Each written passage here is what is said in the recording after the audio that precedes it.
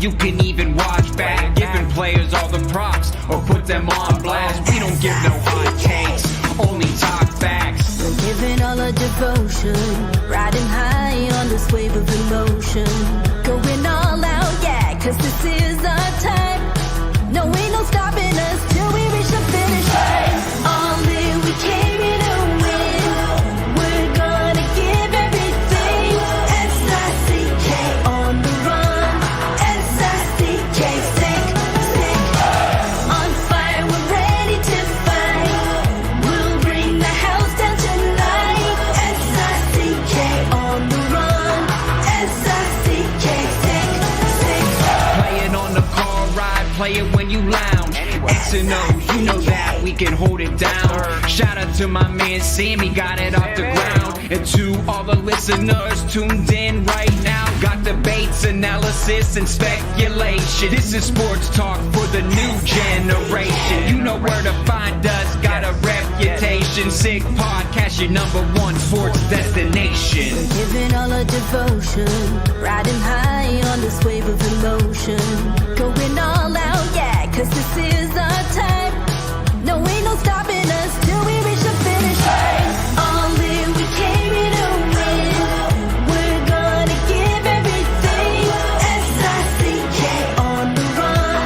S-I-C-K, sick, sick. On fire, we're ready to fight. We'll bring the house down tonight. S-I-C-K on the run. S-I-C-K, sick, sick.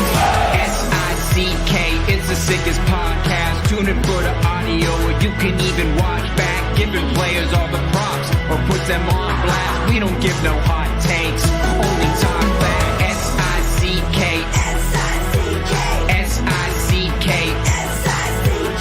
S-I-C-K, S-I-C-K, S-I-C-K, S-I-C-K. All in, we came here to win. We're gonna give everything. S-I-C-K on the run. S-I-C-K, sick, sick. S-I-C-K, it's the sickest podcast. Tune in for the audio, or you can even watch back. Giving players all the props or put them on blast. We don't give no hot takes, only talk facts. We're giving all our devotion, riding high on this wave of emotion. Going all out, yeah, cause this is our time. No, ain't no stopping us till we reach the finish line. All in, we came here to win. We're gonna give everything. S-I-C-K on the run. S-I-C-K, sick, sick. On fire, we're ready to fight. We'll bring the house down tonight. S-I-C-K on the run. S-I-C-K, sick, sick. Playing on the car ride, play it when you lounge. X and O's, you know that we can hold it down. Shout out to my man Sammy, got it off the ground. And to all the listeners tuned in right now, got debates, analysis, and speculation. This is sports talk for the new generation. You know where to find us, got a reputation. Sick podcast, your #1 sports destination. Giving all our devotion, riding high on this wave of emotion. Going all out, yeah, cause this is our time. No, ain't no stopping us till we reach the finish line. All in, we came here to win. We're gonna give everything. S-I-C-K on the run. S-I-C-K, sick, sick. On fire, we're ready to fight. We'll bring the house down tonight. S-I-C-K on the run. S-I-C-K, sick, sick.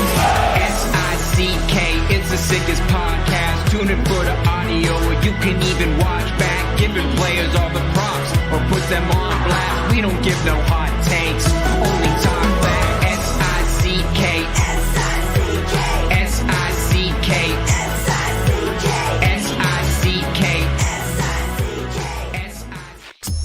Turn up your volume.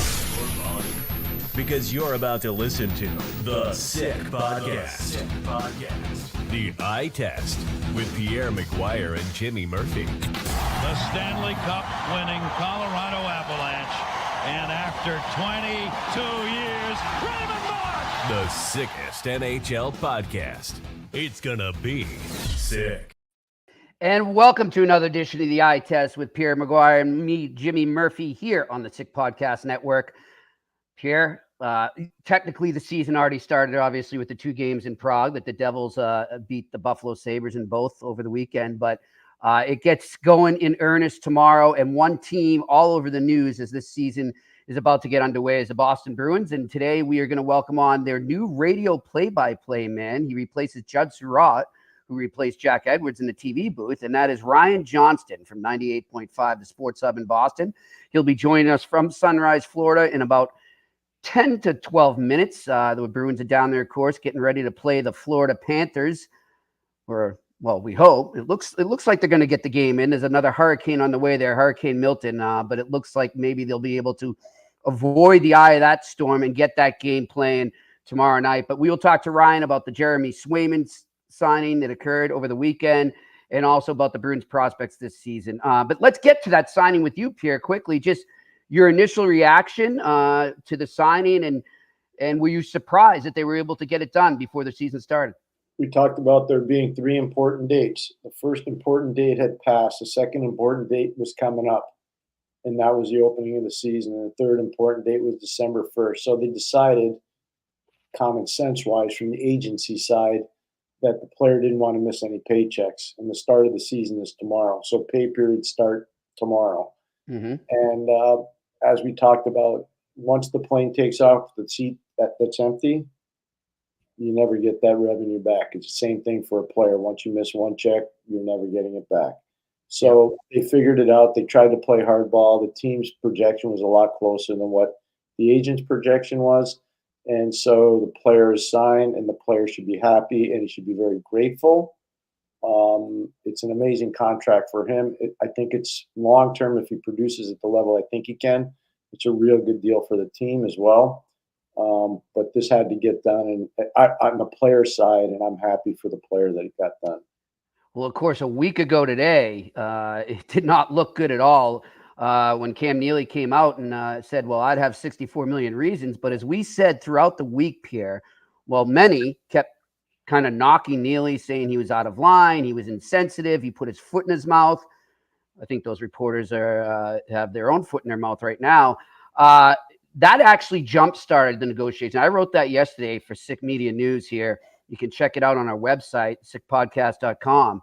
Had an NHL executive agree with me on that. And then today, in Pierre LeBrun's column, the agent for Jeremy Swayman, Louis Gross, said just that. This is his quote. In a lot of ways, it jump-started these negotiations. He's speaking about Neely's comment a week ago today, because we talked a lot. We both had to express ourselves, Don, meaning Don Sweeney, the GM of the Boston Bruins, and I, about what we had just experienced. And having done this for over 30 years, anytime you have a chance to speak, you have a chance to come to a resolution. If you don't speak, you're not going to get a resolution. So I think Neely's declaration, in a lot of ways, jump-started these negotiations and helped us get it to the finish line. And that, folks, is why you should always be tuning into the Eye Test. I've negotiated a couple contracts in my career. I kind of know how to do it. And I don't blame either side. I told you this from the beginning. The negotiations were probably going well. And then and again, I don't know why. I haven't spoken to Jeremy. I hope at some point I get a chance to speak to Jeremy. I don't know why he said what he said. I think that's when the negotiation kind of veered off, when he was saying about how he's going to reset the market. I'm paraphrasing, for other goalies. I think as soon as ownership and management in Boston heard that, instead of going down the same path, one went one way and the other one kept going the same path. And we said, you can go check the tapes. We're not inventing this. This was said as soon as that happened. And I don't want to point fingers at anybody because the deal's done. I think it was going really well until that happened. And then And then Donnie got mad, Cam got mad, and I don't think either one of them say what they say publicly if they don't have the blessing of ownership. Completely agree. I think he definitely has a green light there. I'm thrilled for Boston fans. I think it makes the Atlantic even more difficult. As difficult as it was, it's going to even be more difficult. I'm really happy for everybody involved, for Jeremy's family, for Louis Gross to get this behind them, for Cam and Donnie to get it done in Boston, for the fans in Boston, for his teammates, for him. So there's a lot to be excited about. It's hot. Now let's start focusing on hockey, Jimmy, okay? That's right. College games this weekend. I saw lots of great prospects. 3 different games, 3 different states. Well, 2 states, 3 different games. Good stuff, Pierre. And you saw your son play. I did. Yeah. First game with Northeastern. How did that go? That was good. You know what? Rand Pecknell and I had an awesome visit for 30 minutes. A coach, the great coach at Quinnipiac. We spoke for about 30 minutes before the game in his office, and I'm really grateful to him and to his personal assistant. The coffee was good. The chocolate chip cookies were good. And the discussion was outstanding. I really enjoyed it. And Good Rand's stuff. going to be coming on the eye test as we go on campus Fridays a little bit further down the road. So we're excited about that. He came on last year, if you remember, Jimmy. I thought he was great. Outstanding guest. So that was good. The hockey was great. Of the 3 games that I saw, that was the best game because of the pace, the intensity, the structure, the coaching from Jerry Keefe at Northeastern and Rand at Quinnipiac. So I enjoyed the game a lot. Northeastern won the game 4-2. Who knows what happens going forward, but both teams are good. Both teams are really good. I saw Boston University on Saturday night against Holy Cross. Holy Cross, Billy Riga and his staff coaching at Holy Cross did a great job. For one period, that thing looked like Holy Cross was going to pull an upset, and then BU got on their horse. I have to tell you right now, Cole Eiserman scored on the power play, lethal shot. I saw that. He's going to take Macklin Celebrini's spot on the power play on the right top of the circle, left-hand shot. He can absolutely rip it.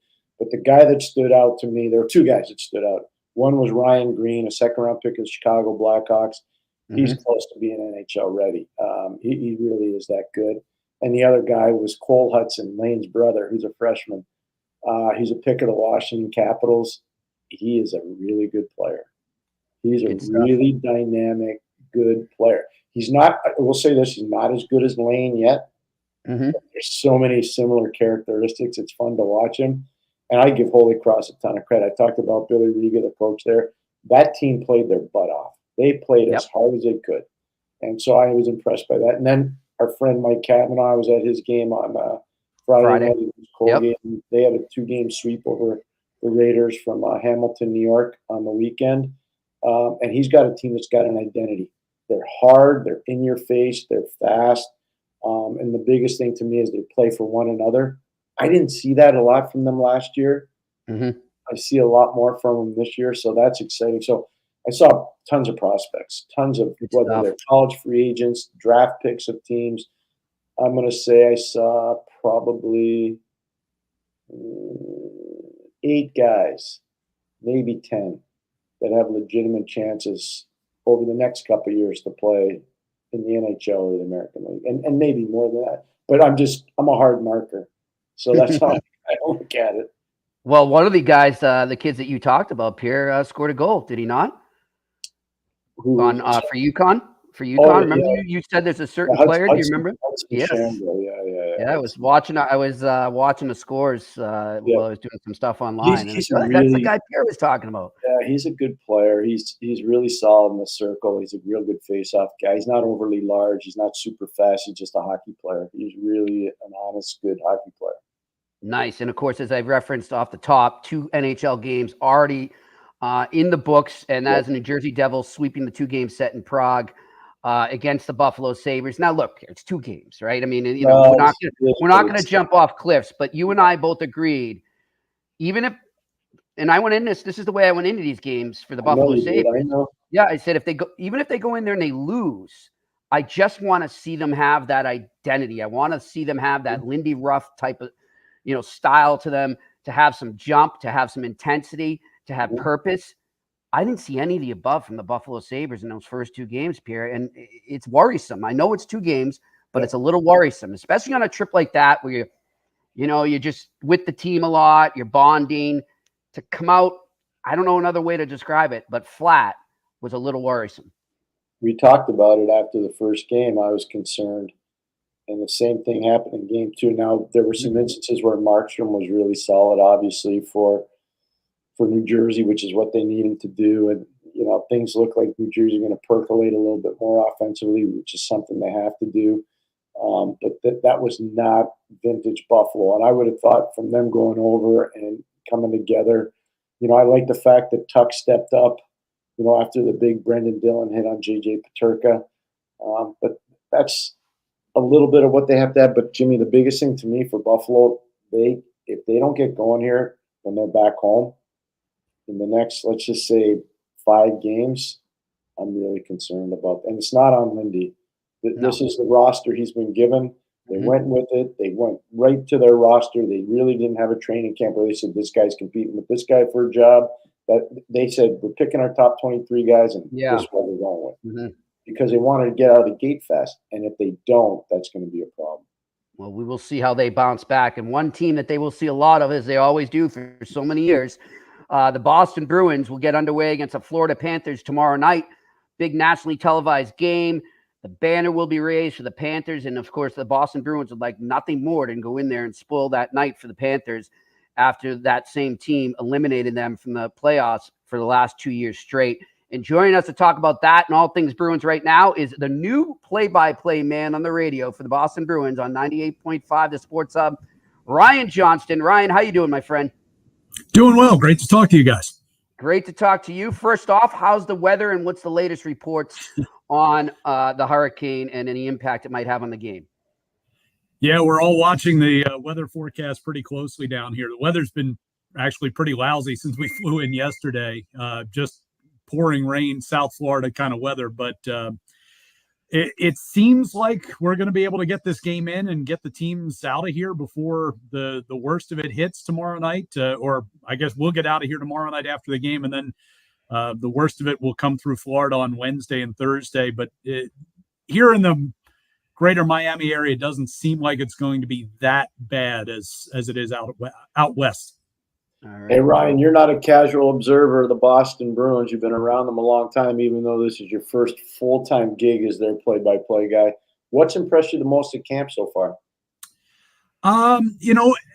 Getting really the first, because as you mentioned, I've been covering the team for a while, but kind of from afar on the radio and as a talk show host and whatnot. So just kind of being there day-to-day practice-wise, the professionalism that these guys carry themselves with has been something to see up close, getting a chance to get to talk to them and kind of see where their head's at and where their focus is.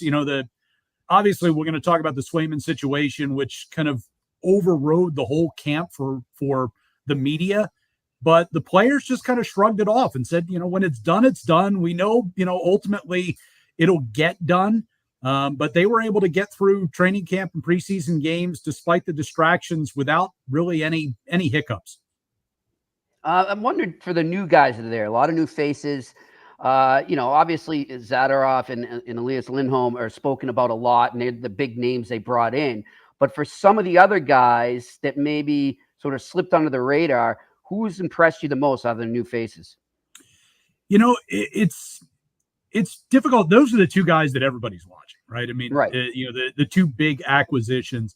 I'm interested to see we were over at practice earlier today to kind of see how Jim Montgomery sets the lines for day one. I think guys, Cole Koepke had some real good shine to him during the preseason, got a lot of run. Tufty's another guy who he's a big body. How are those guys going to get used? How are they going to get deployed? But then you've also got some of the other acquisitions that they made in Kastelik, who looks like he's, again, another big body, fourth line guy who's going to give you some toughness. He already got into it quite a bit with Garnet Hathaway during a couple of the games against the Flyers during the preseason. So there's no doubt what Don Sweeney and the Bruins were looking to do with these acquisitions, which was, for the most part, with the exception maybe of Lindholm, beef this team up a little bit and give them a little bit more edge, a little bit more oomph behind their game. And we're going to get to see that first thing opening night against Florida, because, I think a lot of people look at the main reason why the Bruins lost to the Panthers last year and say it was the physicality. So can they counter that now with the new lineup? It certainly seems like they're going to give it a shot. One of the guys that's really physical for Boston is Brad Marchand. He's obviously coming off a lot of surgeries in the offseason, as you know, Ryan. What's he been like? How's he been to deal with? I've known him a long time. I like him a lot, obviously his intensity level, but how's his health and what's your prognostication on him this season? Yeah, we didn't really get to see much of him during the preseason. He started late because, as you mentioned, he's coming off of 3 surgeries during the offseason. And so, he admitted that the offseason, he really didn't get to work the way that he wanted to. And then he was a little bit late getting started with training camp because they were kind of taking it easy with him and making sure that he was going to be ready to go. And so he didn't play. He played one preseason game where I think he skated all of 4 minutes, and then he had been not feeling great as far as an illness. And so they pulled him out of the game, and that's all we got to see of him. And then he played in the last preseason game against LA up in Quebec, which was not was not exactly, what everybody wasn't full NHL lineups. Let's put it that way. Yeah. So, he looks good in practice, and he says he feels good. So, we'll see once we get out there and the bullets start flying for real what he's got. But Marchand. I mean, we've seen him get off to some slow starts coming off of injuries before, but he is going to give you everything he's got on every single shift. Yeah, and I think back 2 seasons ago when they had the record-setting regular season. If you recall, him and McAvoy started on the IR to start the season, remember? And they didn't come in, but they both came back earlier than expected. And Marchand, I think he knows when he's coming off an injury or surgery like this, he knows when to ramp it up and when he can do it. So I think, once it gets going for real here, you'll see the Brad Marchand everyone knows. But looking on that defense, you mentioned Zadorov there. I was just on with Sportsnet earlier today on their midday show, the hockey show, and we're talking a lot about what he's going to do for Charlie McAvoy. And I don't know about you, Ryan, but I think it's really going to help Charlie McAvoy just go out and be himself a little more and just play his game. I felt like many points over the past couple seasons, there'd be times when maybe he was trying to compensate for something the Bruins didn't have. And to me, one of those things was a big bruising guy, a good guy that can stay behind him in case he pinches to make up if the puck goes the other way. What's been your take when you've seen them play together on the chemistry between Zadorov and McAvoy? Yeah, it's another one that kind of, how is Jim Montgomery going to deploy them? He started camp. That was the focus. It was going to be McAvoy and Zadorov side by side. And then we went to New York, for one of the preseason games, and they tried it out, and Zadorov didn't have a great game. It didn't fit right away. And so over the course of the last week or so, they've shifted back more to using McAvoy and Hampus Lindholm together. Zadorov is getting time with Andrew Peak, which is a good, solid, physical pairing right there. And, so that's been, that's kind of how it looked at practice, that they might go for game 1 today or, for game 1 tomorrow. But I think Zadorov, one of the things that's impressed me, and Jim Montgomery's pointed out during training camp a few times, that people don't necessarily give him credit. You look at him, he's a huge guy, but he can move, and he can move the puck, and he's got a little bit more offensive skill than a lot of people I think are willing to give him credit for. And so regardless of who he ends up getting paired with, I think the other guy is going to benefit from that. And the guys up front are going to benefit from that because he can make that really good first pass. And it's so important with the way that Jim Montgomery wants this team to approach things to get that puck moving up ice. And he's going to be a big part of that. How excited are you to be working with Bobby Beers? Couldn't be more excited. I mean, he is, in my eyes, one of the best analysts in the league. I've gotten a chance to work with him, on our Saturday morning hockey show for years, and I've gotten a chance to fill in with him. And Beersy, I am constantly amazed with how much he can pick up as the play is going on. And I mean, just doesn't need to see replays. He sees it as it's happening and can describe back things that I had no idea were going on. So really looking forward to doing a full 82 with him. Hey, Jimmy, just so you know, everybody thinks he's a guy that went to the University of Maine. He started in Northern Arizona, just so you know. No, yeah, that's right. That against him. Listen, Ryan, for those that aren't familiar with you, we got a lot of listeners up in Canada, a lot of listeners all over the world, big hockey fans, but those aren't familiar with you, I'm so impressed because I've been through it myself, freelancing, working multiple gigs in this business. You've done the same. Give us a little bit about your background and how you got to this point. My background is I spent 9 years in the American Hockey League as a broadcaster for the Lowell Lock Monsters and Lowell Devils. When they were moving out of town and were getting ready to head out to Albany after the Devils purchased the team, I got out of full-time play-by-play and started working for the Bruins flagship radio station, the Sports Hub in Boston. I've been doing that for the last 15 years. I've done play-by-play for a lot of Hockey East games over the years. BC, for a couple of seasons, and UNH, UMass Lowell, Merrimack College, just kind of wherever I could pick up some games here and there. And have also gotten a chance on a number of occasions to fill in on the Bruins radio side. And then I've been a talk show host, primarily focused on hockey, but also doing kind of the general everyday sports talk as well. And came really close to getting this job 7 years ago when Judd Surratt ended up getting hired as a radio play-by-play voice. Judd moved over to TV side this year to take Jack Edwards' old slot, and I was able to slide into his chair. And so that's kind of the Cliff's Notes version of my story. And it's been a really long road to get here. 24 years since I started in the American League, but finally made it to the show, and we get started tomorrow night. Yeah, what's your best Bruce Boudreau story from Lowell? Bruce was my first head coach that I worked with. He was there. I love Bruce to death. He was the thing I remember most about Bruce is he was the one who brought all the movies to watch on the bus, and nice long bus trips riding around the AHL. Bruce had a gym bag that he was just packed full of VHS tapes, and he controlled the VCR start to finish on that trip. So whatever we were watching, it was Bruce's call. Good stuff. That must be the story for all coaching the minors. That's what I did too. I'll watch what I watch, and you guys can have to watch if you want. I was always amazed. I would have loved to have seen his collection because we didn't ever watch the same movie twice. It was. He had a rather lengthy list of movies that he showed us over the course of my first season. Was there one player that stood out from your time at Lowell? Because at that time they had a lot of good players going through there. Yeah, we had. I go back to the year of the lockout. We had Eric Stahl was there. Cam Ward was there. Mike Commodore was there. We had a stacked roster that year because we actually were a dual affiliate. So we had, NHL guys coming from two different places.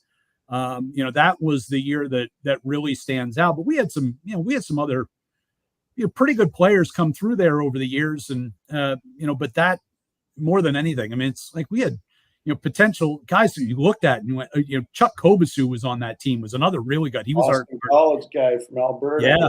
Mm-hmm. He was our captain that season. And great leader. We ended up, that was the only time in my 9 years that we made it out of the first round of the playoffs. We only made it to the playoffs 3 years, but that was the only time we advanced out of the playoffs, and we ended up losing to Providence.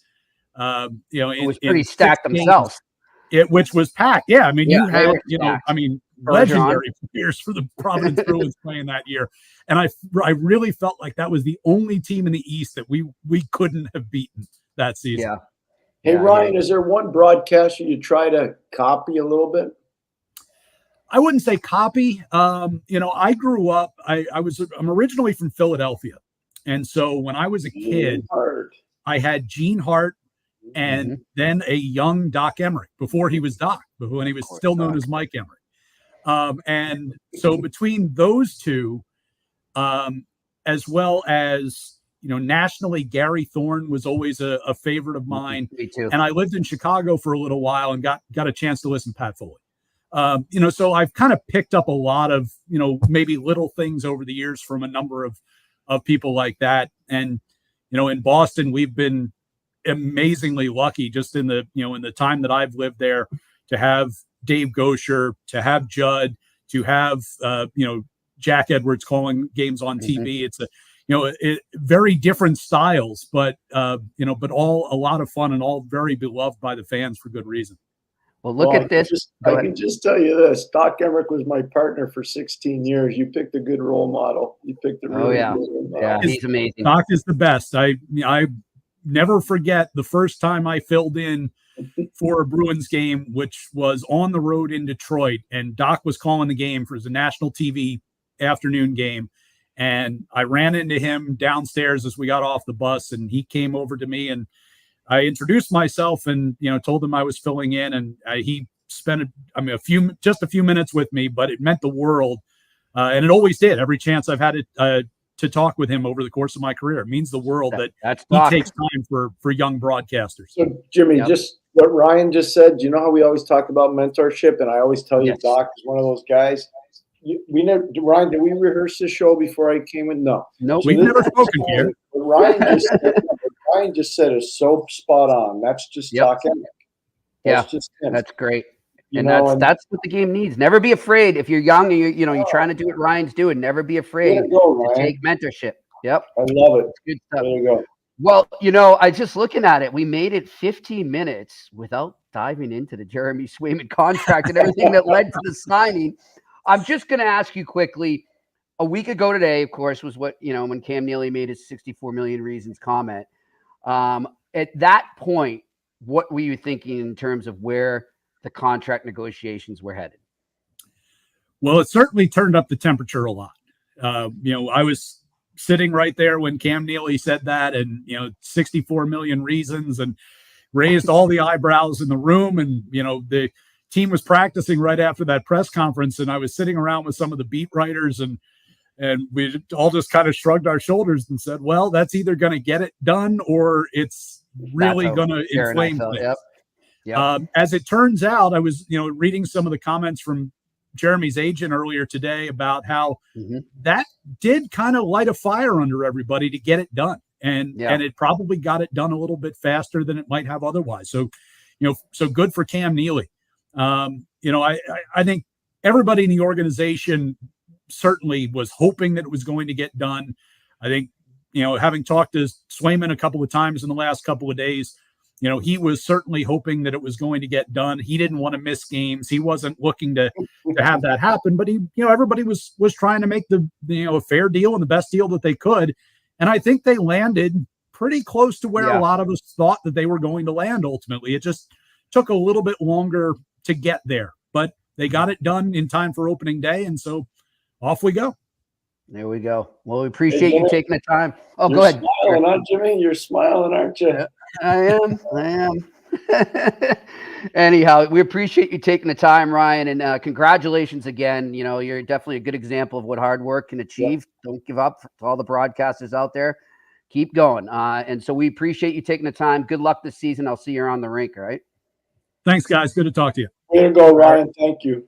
Ryan Johnston joining us here from 98.5, the Sports Hub, the new radio play-by-play man for the Boston Bruins. And as he said, the Bruins have been blessed with a lot of good announcers, and that's quite an honor to be part of that family now. No, he's earned it. I liked how fruitful he was in terms of giving information, but I also think that at some point the real story on this negotiation is going to come out. And me, I don't like to throw around compliments too often. Jimmy, you were on it. You nailed it from the start.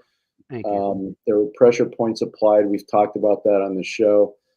There are a lot of people that will never write that they were wrong, but there are a lot of people that were really wrong on this story. They really don't understand negotiation at all. And at some point, maybe people will hold them accountable the way they hold a lot of people accountable. Yeah, I agree with that. Hear, hear. All right, we're going to move on to our Q&A. But before we do that, you mentioned all the college hockey you were watching this weekend, Pierre. And I wonder, because it goes through my head every day, I'm like the kid waiting for Christmas Eve here, but I wonder if watching college hockey got you even more excited about what you and I are going to be doing at the end of November and going to the Friendship Four. Yeah, you know what? I saw one of the teams. I saw BU play against Holy Cross. Going to get to see and a former team too, right? Didn't Quinnipiac play over there too? Oh, they've been over there. Yeah. So you saw a former team as well. Yeah, and their women will be going in February or January, I think, at 26. Mm-hmm. But we'll see Merrimack play before we go. We'll see Harvard play before we go, and I'm going to try to effort to see Notre Dame play at least live. I'll see them on TV, but I'll see Notre Dame play before we go as well. Or at least I'll try to. But one of the cool things is one of the kids I trained this summer, second round pick of the Calgary Flames way back in 2020. He plays at Northeastern now, Jake Boltman. So Jake was at Notre Dame for 4 years, and now he's a grad at Northeastern. And so I get to pick his brain on what the Notre Dame roster is all about, which is really cool. Bolt's been, by the way, that kid played really well yesterday against Quinnipiac. Fearless kid, really, really fearless, big, hulking defenseman, shot blocking machine, fun to watch him play. But yeah, no, I'm excited about it. Like, every day goes by. I'm like you, Jimmy. Can't wait to get on that plane, get over there. You know, I've been fortunate to go to Ireland a lot over the course of my life, and I enjoy it a lot. People are amazing. That tournament's going to be awesome.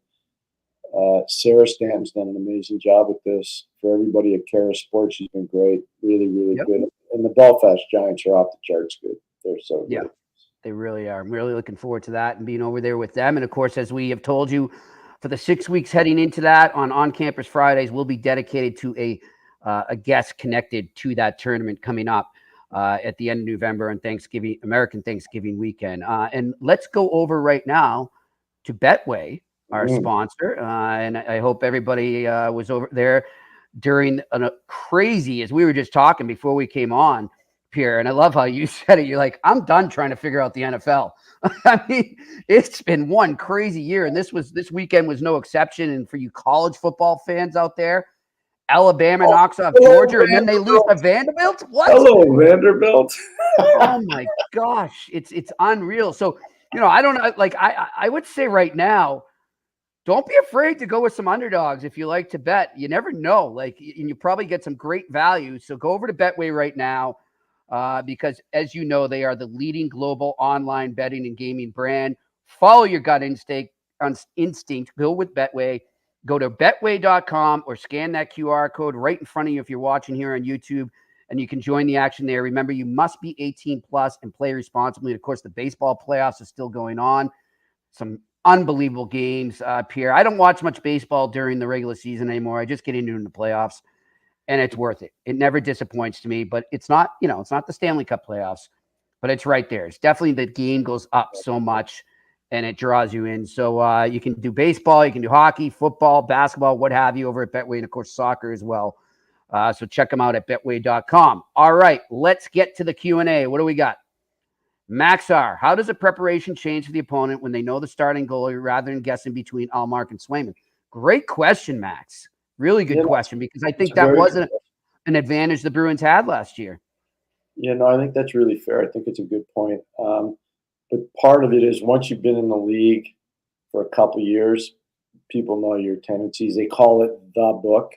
There's a book on the guy. Well, there is a book on the guy. Now, some guys will change a little bit. Let's just say, and I won't mention names, a guy used to play on the goal line. Then all of a sudden he gets a new goalie coach. It pushes him to be up off the goal line a little bit. That happens. So then you have to adjust as a shooter. Some guys are really super aggressive and they got him back being more passive and a little bit more patient. So it varies from year to year, but more times than not, the tendency. Some guys got an elite glove. Some guys got an elite blocker. Some guy likes to go out and handle the puck a lot more than other guys. So the point from Max is good, but I do think once you've been in the league for a couple of years, the book kind of stays the same on you. All right, let's go to the next question. What do we got? Randy Workman. How you doing, Randy? How much pressure is on Edmonton to make a Stanley Cup win? I think a lot. After what they did last year, going to Game 7, erasing was it 3-0 series lead, 3-1 series lead, to do what they did. I'd say that is a pressure city right now. Huge pressure on them, especially when you consider they hired Stan Bowman. So they're bringing in a Stanley Cup winning general manager. He didn't win just one; he won 3. He won 3 from 2010 to 2015. That's a lot of Stanley Cups in a short period of time, especially in this generation. And you think about it, back then it was Chicago, Boston, LA, Chicago, LA, Chicago. That was the trend from 2010 to 2015, Jimmy. Yep. That's basically 2 teams winning all those cups. Yeah. You know, I know Boston won in 2011, but it's basically two teams. And think about it, Chicago, you know, plays Boston in 2013, right? Mm-hmm. So it was an amazing job. And by the way, speaking of Stanley Cup wins, I need to correct myself from the other day. I was referencing Sean Thornton as a 2-time Stanley Cup winner. Pierre, as my friend pointed out to me, he's a 3 because he won it with the Panthers last year. Even though not as a player, that still counts. Hey, listen, anytime you get to touch that baby, that counts. You get a ring. That counts as a win. You know, somebody was talking to me about our friend who's coming on tomorrow, William Scott Bowman. We're so excited to have Scotty on. He hasn't won any Stanley Cups, has he, Pierre? Well, somebody was asking me, I said, well, you do the coaching wins, 9. And then you start adding the scouting. When he was in Montreal as a scout, he won. Mm-hmm. Then you got to think about 1 in Pittsburgh, 1 in the director of professional personnel. Then you got to add the 3 in Chicago. You're starting to run out of body parts for the rings. I mean, it's amazing how much he's won. It's amazing. It's really amazing. Good stuff. All right, next question. Renaissance Resistor. Any surprises at the waiver wire pickups? Personally thought Pelletier and Jenik would get picked up. I'll let you answer that, Pierre, but then I've got a question just a general question about the timing of waiver wire pickups and how that works. But go ahead. No, I wasn't surprised by any of the pickups today. Usually there's a couple. Would we have 5 or 6 today, I think, if I remember correctly. No, I think it addresses need more than anything else for a lot of these teams. You know, the one thing, Patera went to Vancouver, and when you think about it, they've had some injury situations in goal. They lost Casey DeSmith. So, you know, I can see why they would do that. I'm not surprised. No, and, you know, Vegas just taking 2 guys that have basically been American League players, but they don't cost a lot of money. And they also want to have a respectable product down in Henderson, which is their affiliate. No, I wasn't surprised by any of the pickups. I really wasn't. Okay, so my question to you, a lot of times you don't see what the Boston Bruins did where they put 2 goalies, both Brandon Bussey and Patera, on waivers. How much do you think that move helped Bussey not getting picked up? Does that have an effect when you get 2 guys like that, or? It's a good thought. I mean, if you really need the player bad enough, you're going to do it. You'll figure out a way. But Bussey really doesn't have an NHL pedigree right now. Patera's got a little bit more, obviously. But the one thing that's impressed me about Bussey, I think every day during camp, it looks like he made progress. And I watched him play at Western Michigan. I will tell you, Jimmy, I think he's still got a legitimate chance. Like, I'll never forget, he played head-to-head with Devin Levi. Levi was at Northeastern. Bussey was at Western Michigan, and I was really impressed. He outdueled him. Western Michigan ended up winning in overtime. But to do that at the college level is really impressive. So I still think he's got some road to travel. You know, I think he still gets some upside. I really do. All right. Next question. Matthew Gervais. With St. Louis to run Habs power play, I'm curious from a coach's view, is adding that responsibility of running the PP as a head coach difficult to manage considering all the other tasks you have at hand? It's a great question, Matthew. Yeah, no, I don't think so, Matthew. And I'll tell you what, Marty, his first coaching in the NHL was as a consultant to John Tortorella in Columbus, running the power play there. Marty was on some really good power plays, obviously, in Tampa. I remember Danny Boyle. I remember him, obviously, Marty St. Louis, or Vinny LeCavalier, excuse me, with Marty St. Louis. They had some, obviously, Stammer was there for some time. They had some elite power plays down there. So Davey Andrechuk was down there at the time, Hall of Fame, power play guy. So his power play concepts are good. Is it going to make a huge difference to him work-wise? I don't think so. My biggest thing is, and people that have watched this and have known me for years know I'm a huge Mike Matheson fan. I would not have Mike on the first power play. I would not. It's not a knock on Mike. Mike's going to load up on huge minutes in matchups, huge minutes. I would take that right off. You want to talk about stress on the coach? Let's talk about stress on the player. Take that away from the player and put Lane Hudson in that position. That's his thing. That's going to be his thing. Yep. That's my only. You know me, like I'm pro Montreal right now. I think the Canadiens are doing almost everything right. This is one where I don't agree with them on. I don't agree with for sure.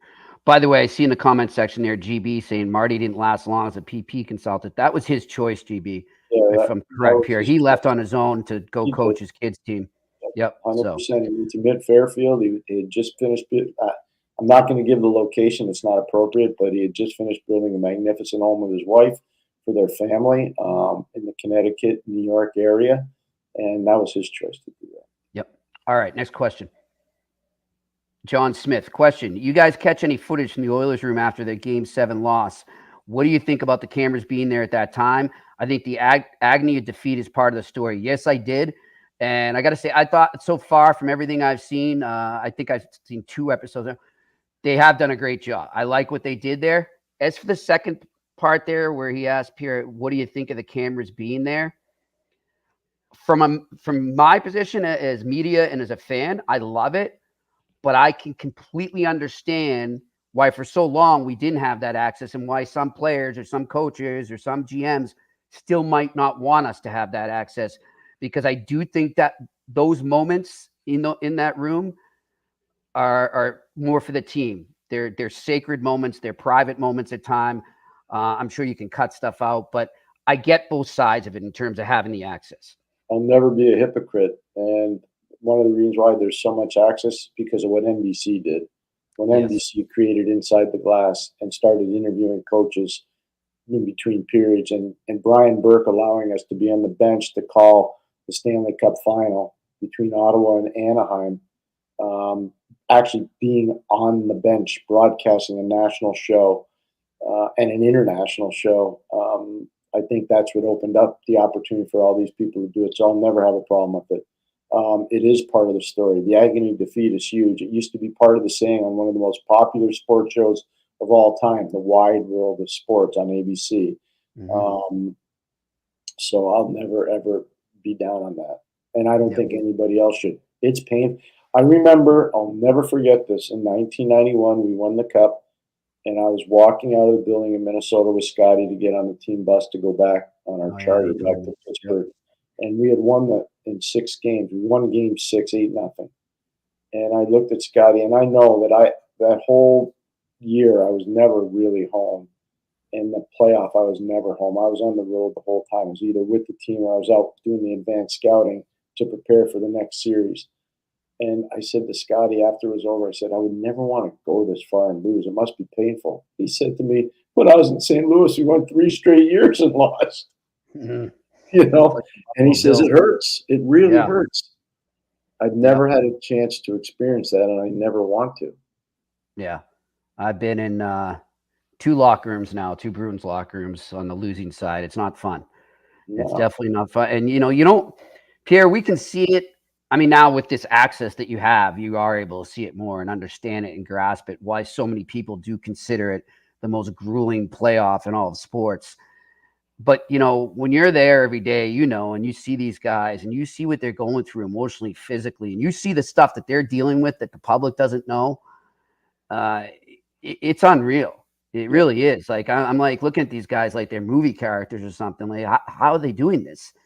And so it just gave me my job. Thankfully, that's been one of the things, is to just get such a greater appreciation of what it takes to win that trophy. I agree. And that I don't have to say anymore. You're spot on. Having been through it, you're spot on. All right. Next question. GB, Pierre and Jimmy, have you guys ever heard of a GM calling another GM to see what their lineup will be? Yeah. Yeah. Yeah, I would imagine so. Yeah. You would know better than me. Not in the regular season, in preseason. Yeah. Like I'm telling you right now, hey, I'm not going to tell you the player, but we made a trade with an NHL team. And part of the deal was we were getting a playoff date, but they were giving us their gate. Okay? We were taking their gate. We were playing them at a neutral site, but we were getting their gate. And we had to talk before we played the game in terms of what the lineup was going to be. Wow. So, yeah, 100%. That's not a foreign concept in preseason. Nobody wants to talk about it. I have no problem. I'm not coaching the league anymore, but I would just tell you that happens a fair bit. Not between the coaches. It's at another level up. Okay. Yeah, makes sense. All right, next question. Narig Havertiers, I hope I pronounced your name correctly. What's the thought process for the Habs both sending down Joshua Roy and at practice today having Oliver Kapanen as an extra forward instead of being on a line? Looks like he may be scratched game one. Yeah, because he probably will be scratched game one, but that's okay. In terms of Joshua Roy, I didn't have a good camp. He didn't have a good camp.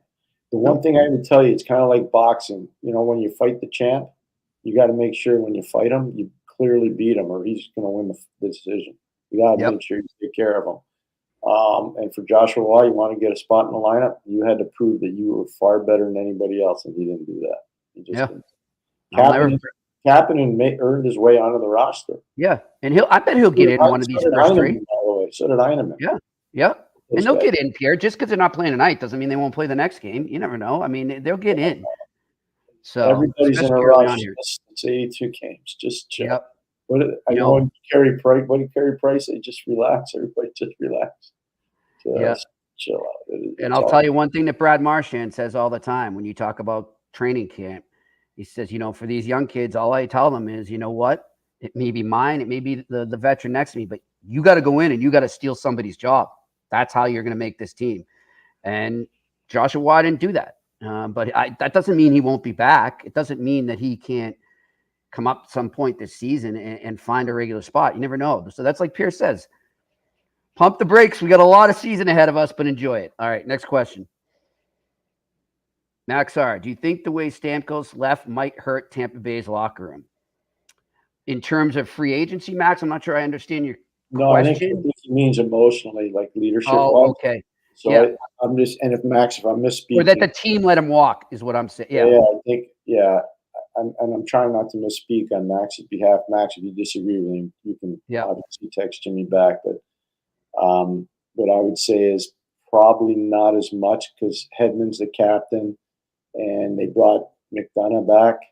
Mm-hmm. McDonough coming back, there hasn't been talked enough about how much it means to the team and what it means to the dressing room. It's a huge bring back for them, huge.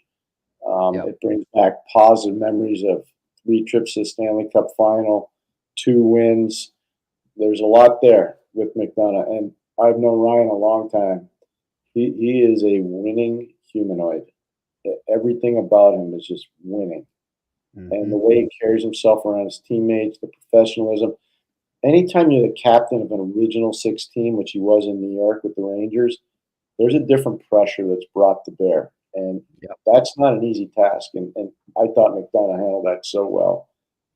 And the fact that he, has been a Stanley Cup winner and is still, I'm angry that the Montreal Canadiens traded him away.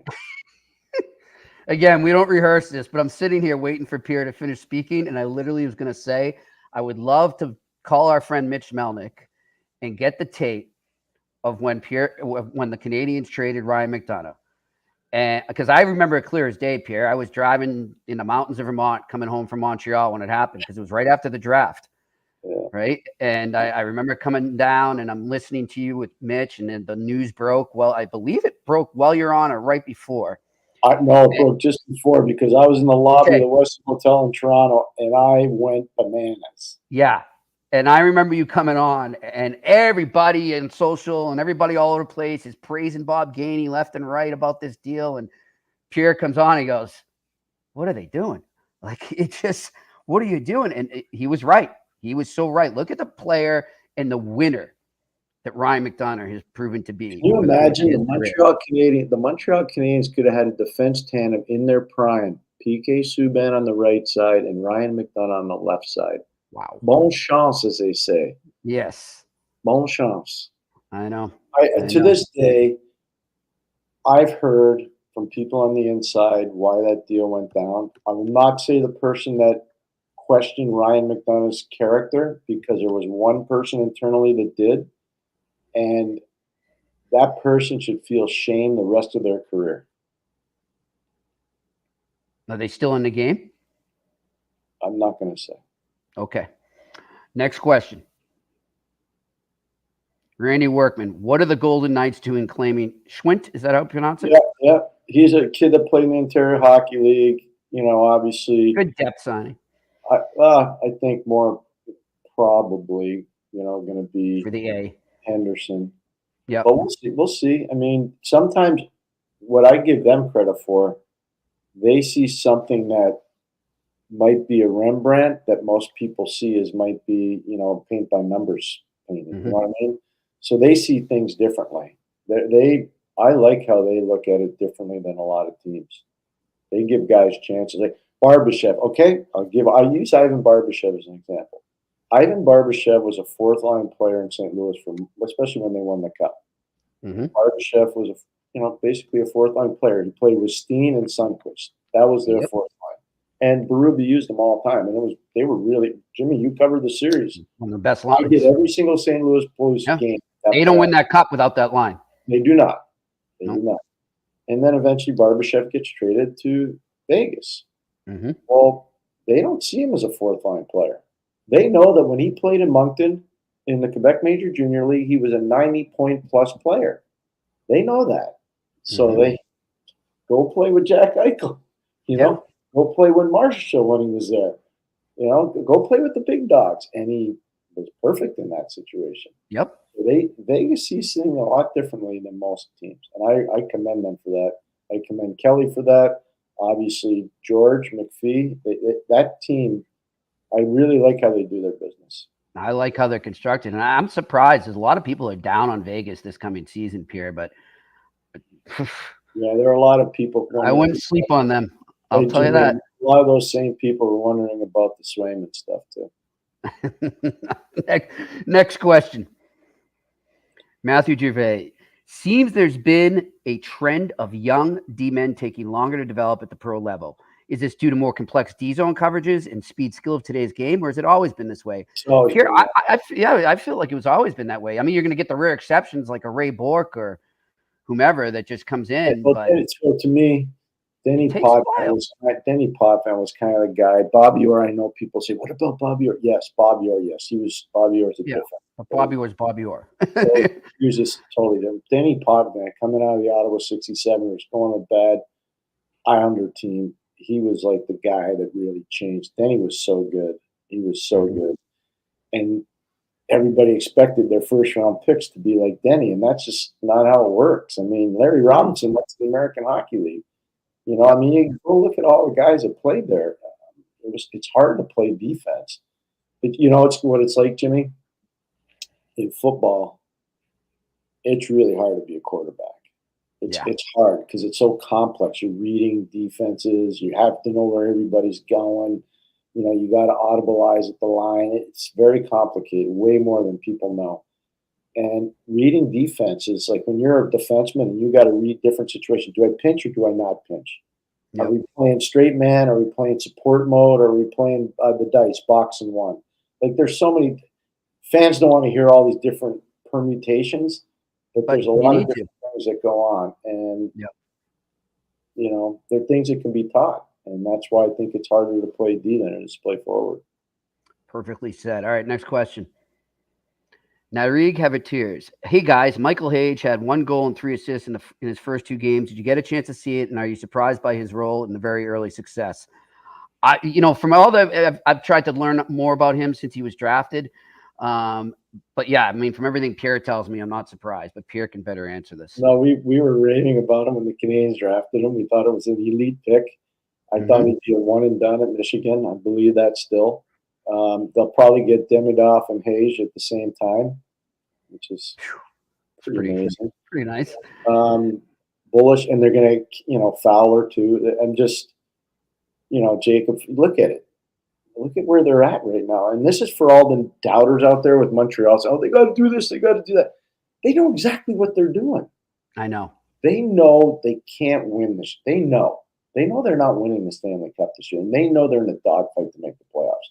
They want to play meaningful games into the end of March, the beginning of April, if they can. That's what they want to do. All right? Yep. And get all those young guys who go and get Laval into the playoffs and get all those young kids playing a whack of games. Mayu playing a wacky game. Get all those guys. Will Trudeau playing a wacky games. Get Jakub Dobich playing a lot of games. Get those guys playing a ton of games. But the Canes are really in a good spot. Jimmy, I agree. Go check the tapes after they drafted those two kids. We talked about it. Yeah, it was a great pick. They've done a great job, and they continue to do so in Montreal. I want to be fair here, too. And that, if you're a fan of Minnesota State, they're a good hockey team. They won the first game in Michigan, not easy to do. They're not, like, when they play Minnesota, I'm talking about Michigan, or when they play Michigan State, or when they play Ohio State, or when they go into Wisconsin, it's in the Big Ten. That's a little different. So we'll see. We'll see where he's at then. But still, he had to play the game, and he did. And he put up big numbers in his first 2 games. All right, next question. Vincent Yoel. Hello, gentlemen. Who is your what's up, Vincent? Who is your favorite to win the cup, and who is your sneaky dark horse to win? Go ahead, Jimmy. I'll say my favorite right now. It's wide open. I'm going to go with Edmonton as a favorite. I'm not saying that's my pick, but as a favorite. My dark horse is a team we referenced a few questions back, the Vegas Golden Knights. I really think they got a good shot to get back there. I think they're going to surprise a lot of people this year. I don't know how they can, quote unquote, surprise, but it seems a lot of people are sleeping on them. So I'll say them. And in the East, I'd keep an eye on the Devils. I think the Devils are on their way. Wow. That's off the board. Mm-hmm. The Devils, I mean. He said, oh, yeah. So now I'm going to blow everybody away. I think the Toronto Maple Leafs can compete for the Stanley Cup. Oh, boy. Clip it, boys. Clip it and send it to TSN 690 for Pierre's hitting about 45 minutes. I'm going to say it there, too. I have no problem. I think the Toronto Maple Leafs, I'm telling you, have a legitimate chance to compete. I didn't say to win, to compete for the Cup. So that means maybe a trip to the final. Okay? In the West. Toronto. Oh, my God.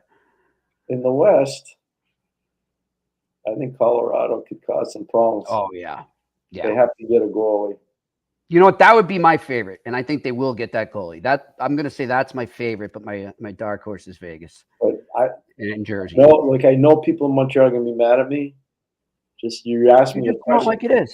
I just Toronto. If everybody stays healthy, adding Tanev was huge. Adding Stolarz was huge. Stolarz was a huge get, Jimmy. I'm telling you. Yep. All of a sudden, you're hearing all these people Stolarz. No, we were talking about Stolarz when they got him. Yep. So no revisionist history. If you want, we'll pull the tapes up. Berube. I think bringing in Berube is huge. There's a clip that I saw today of a goal that was scored by Toronto, and they call it, I think, Berube impact. And it was there were 3 big hits and a goal, and that's how he coaches. Now, exactly. I'm not expecting Austin Matthews to do that. I'm not expecting Mitchell Marner to do that. Like Nylander's not going to do that. But the other team, they're going to know when they play Toronto, there's going to be impact. Yeah. Which when they used to go into Toronto, it'd be like, okay, we'll see you after the game. No ice packs necessary. Yeah, and that will free up the talented guys to do their thing a little more than they've been able to in the playoffs. All right, next question. A to Z me. Habs power play is pretty bad. It was horrible in preseason, and MSL chose not to dress top guys for a few games. Risky move or not much of a choice in your opinion? It's the preseason. That's all I'll say about that. I think their power play will definitely be improved. I really do. I'll be shocked if it's not 23% or better. If it's less, that's where I was going to go. I'll be really disappointed. I'll be really disappointed with the firepower that they have now, with the potential to have Lane Hudson out there, with the improvement, obviously, of Slavkovsky, with the improvement, I think, of Suzuki, who just keeps growing his game. I'd be shocked if it's not 23% or better. All right, next question. Randy Workman. Sorry, my last question. The Calgary Flames hire figure skating coach. Do you help out with skating? You guys, what do you guys think of that? I'm a big fan, and I'll tell you why. I watched the Tampa Bay Lightning for a lot of years. And one of the things that really impressed me was the internal development of a lot of their players. And it wasn't so much with their skill, and it wasn't so much with their speed. it was their edge control and their ability to turn tight. And they have elite, and they're 2 women, by the way, that teach them their skating. Mm-hmm. They're elite. They're really good. Yep. So I watched that. I used to go to the rink just to watch that, just to see what they were working on with the players. I was really impressed. So I think it's a big part of the NHL today is getting your guys better during the course of the year. And Tampa's one team that's been able to do that, and it's because of the skating coaches. Do you know who took figure skating in college? You? Nope, Jeremy Swayman. There you go. He's a figure skater. We've seen him out there doing his moves and everything before practice sometimes. It's pretty amazing. All right, I think that's it. Yourself. I thought you were going to And like I said, there's that movie. You got to watch it, The Cutting Edge, Pierre. I'll send it to you. You just make sure you're ready for Mr. Bowman tomorrow. Oh, I cannot wait. In case you missed it, the one and only Scotty Bowman will be joining us as he did on opening. Well, not opening, but before all the games get going in earnest. He did last year at the beginning of the season. Scotty Bowman joining us here on the eye test tomorrow. You don't want to miss that. 4:15, we saying, Pierre? 4:15. 4:15 p.m. Eastern. So you want to get that. He'll get off at 4:20. If he's not mad at you, he'll stay on longer.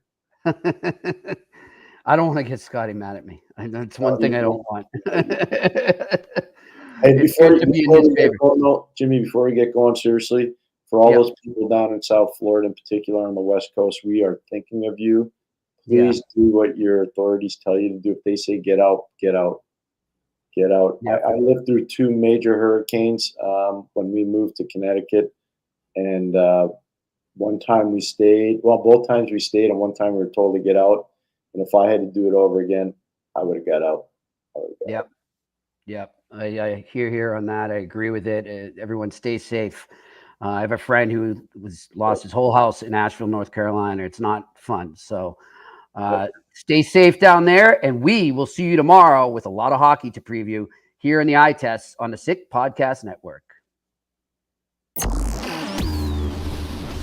And that's a wrap. Hope you don't miss us too much until next time. Follow the Eye Test with Pierre McGuire and Jimmy Murphy on YouTube, Facebook, Google Play, and Apple Podcasts.